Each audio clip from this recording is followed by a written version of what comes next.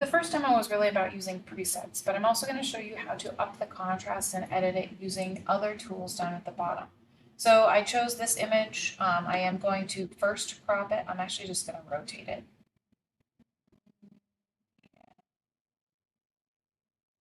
And you can do, however you want. I don't want this one to be as.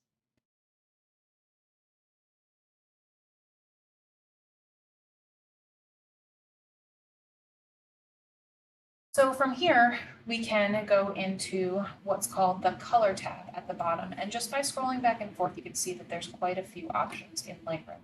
So the first thing I'm going to do is I am going to turn it black and white. Now you can see that by touching the picture anywhere, I can go back into what it was in color. And then I'm going to go into the light category. So that's all I need to do.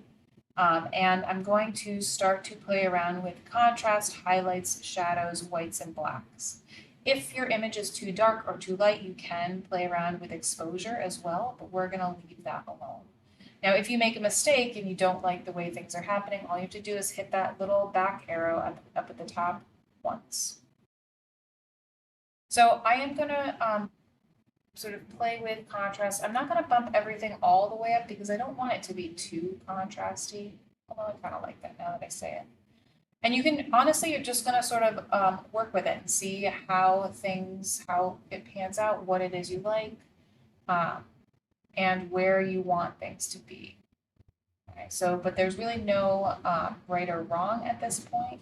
You just want to make sure that you've got a nice tonal range and that takes on that abstract look. So again, you can click on it and see where it was before and where we are now. The other thing that you can do too is if you go into effects, you can always sort of add some more texture to it. I wouldn't go too crazy with these effects, but it is kind of cool to add a little bit of texture.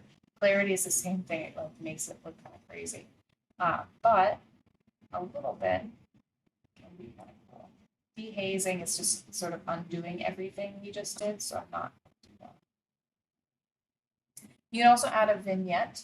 And if you scroll to the right, it's a white vignette. If you scroll to the left, it's a black vignette.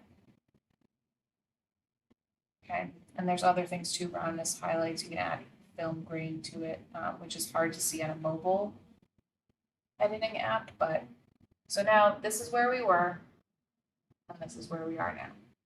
I would say I'm going to take that green. So again, once you complete it, you can just click on it,